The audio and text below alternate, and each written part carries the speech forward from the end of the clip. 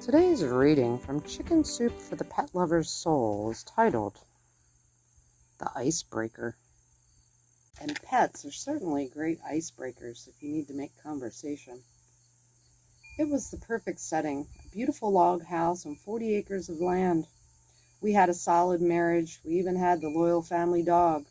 All that was missing was kids. We had tried for many years to have children, but it just never happened. So my husband Al and I applied to be foster parents.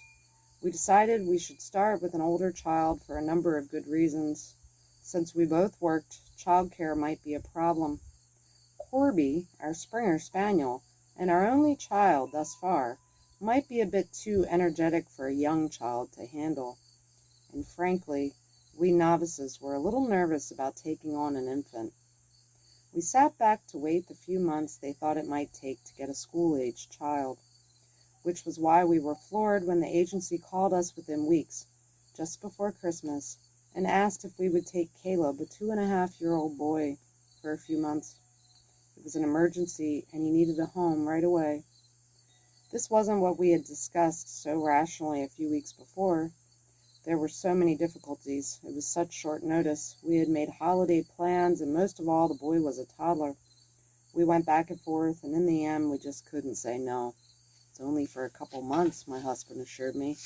It would all work out, we told each other, but privately, I was full of doubts. The day was set for Caleb to arrive.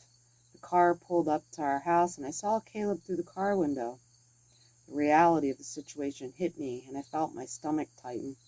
What were we doing? This child we didn't know anything about was coming to live with us. Were we really ready to take this on? Glancing at my husband, I knew the same thoughts were going through his mind. We went outside to greet our little guests, but before we could even reach the child, I heard a noise from behind me. Turning, I saw Corby tearing down the steps and heading straight for the little boy.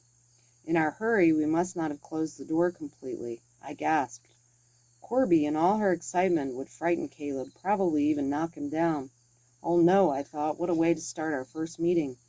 Caleb will be so terrified he won't even want to go into the house with us. This whole thing's just not going to work out. Corby reached Caleb before either of us could grab her. She bounded up to the boy and immediately began licking his face in a frenzy of joy. In response, this darling little boy threw his arms around the dog's neck and turned toward us. His face alight with ecstasy, he cried, "Can this be my dog?" My eyes met my husband's, and we stood there, smiling at each other.